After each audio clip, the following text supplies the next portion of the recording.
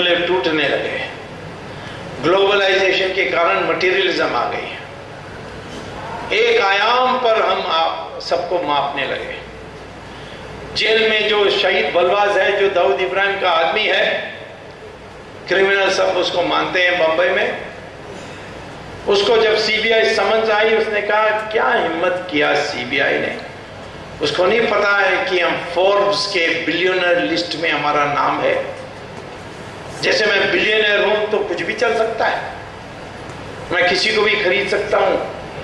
समाज में जो प्रतिष्ठा बन गई है पैसा के आधार पर, यह हमारे मूल्य नहीं था कभी। और ये मुझे पहली बार जची जब मैं अमेरिका में पीएचडी करने के लिए हार्वर्ड गया। तो मुझे एक अमेरिकन स्टूडेंट ने पूछा, आप लोगों ने महात्मा गांधी को कैसा लीडर मान लिया।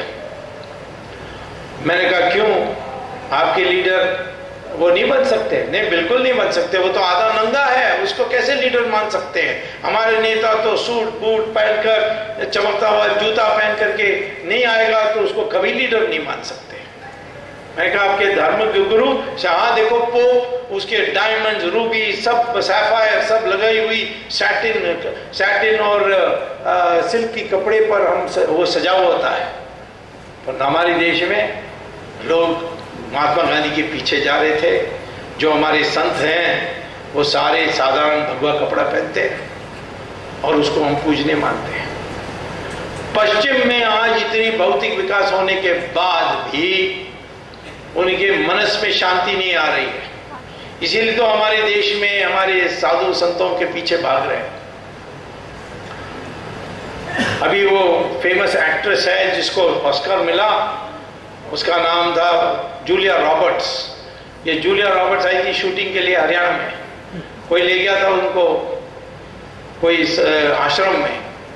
तो स्वामी जी वहां पूछे क्या आपको क्या कर सकता, आपके लिए क्या कर सकता हूं। तो उन्होंने कहा मैं इतनी पैसा कमा ली हूं परंतु मुझे दिल में शांति नहीं है, मनस में शांति नहीं है।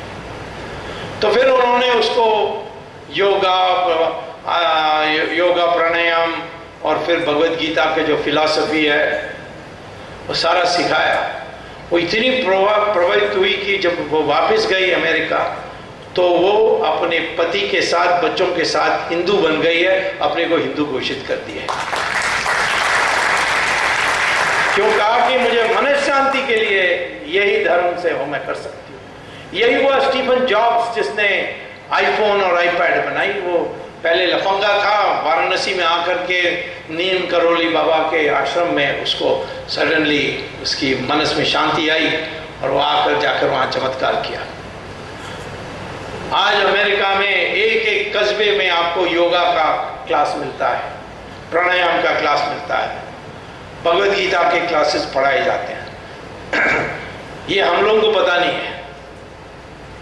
वहां वो हिंदू बन जाएंगे तो हम सब लोग फैशन में हिंदू हम भी बन जाएंगे। आज थोड़ा संकोच करते हैं कहने के लिए हम हिंदू हैं। तो इसीलिए ये पश्चिम से हमें सीखना चाहिए। जब दो ऋषि साथ आए, भृगु और भारद्वाज, उन्होंने कहा कि समाज की रचना कैसे हो सकती है जिससे स्थायी हो सकती है, समाज स्थायी हो सकती है। तो तब भृगु ने कहा कि सत्ता के 4 आयाम हैं और ये सत्ता है मनस को बिगाड़ने के लिए, इसलिए इस 4 आयाम में अलग अलग लोगों को बांट देना चाहिए। क्या है? पहला उसने कहा कि पहला सत्ता का आयाम है विद्या या ज्ञान, दूसरा है शस्त्र, तीसरा है धन, चौथा है जमीन या भूमि। और किसी के पास एक से ज्यादा नहीं होना चाहिए। जिसके पास ज्ञान है उसके पास शस्त्र नहीं होना चाहिए, उसके पास धन नहीं होना चाहिए, उसके पास जमीन नहीं होना चाहिए। उसको ब्राह्मण कहते हैं। और ब्राह्मण जन्म से नहीं होगा, अनुशासन से होगा। जो इस अनुशासन का पालन करेगा वही ब्राह्मण हो सकता है। इसीलिए वेद व्यासा का माँ बाप, वेद व्यासा का माँ मछुआरा थी, माँ ऋषि बने। वाल्मीकि को कहते हैं कि वो तो दलित था, उसके माँ बाप दलित, वो माँ ऋषि बने, रामायण लिखी। कालिदासा शिकार करते थे जंगल में, वो बने महाकवि और महर्षि। ऋषियों के ऋषि विश्वामित्र, उनके माँ बाप क्षत्रिय थे। रावण ब्राह्मण था, ये करुणानिधि को नहीं पता था, इसलिए रावण लीला मना लेता था। ब्राह्मण विरोधी था, परंतु अनजाने वो रावण का लीला मनाता था, रामलीला नहीं रावण लीला। तो इसीलिए ये जो आज विकृति में आ गई है वर्ण व्यवस्था, वो इसीलिए आ गई क्योंकि जन्म से जुड़ गया है। माँ बाप ब्राह्मण है तो मैं भी ब्राह्मण नहीं, माँ बाप ब्राह्मण हो सकते हैं परंतु तुम्हारी अनुशासन, तुम उस अनुशासन के अंतर्गत नहीं हो तो नहीं हो सकते हो। इसी प्रकार से हमने बनाई थी, वो आज चले गए। आज समाज में जितना पैसा है उतना समाज में प्रतिष्ठा है। महात्मा गांधी जैसे लीडर आज भी बन सकते हैं, नहीं तो अन्ना हजारे का इतना अपील नहीं होता, रामदेव का इतना अपील नहीं होता, आज भी बचा हुआ है। लेकिन इसी को मजबूत करना है कि पैसे के आधार पर समाज में प्रतिष्ठा नहीं देंगे। मैं जब IIM में जाकर लेक्चर देने गया तो मैंने स्टूडेंट से पूछा, why are you in this course? तो उन्होंने कहा कि इसी कोर्स में हमें सबसे ज्यादा आमदनी की नौकरी मिलती है।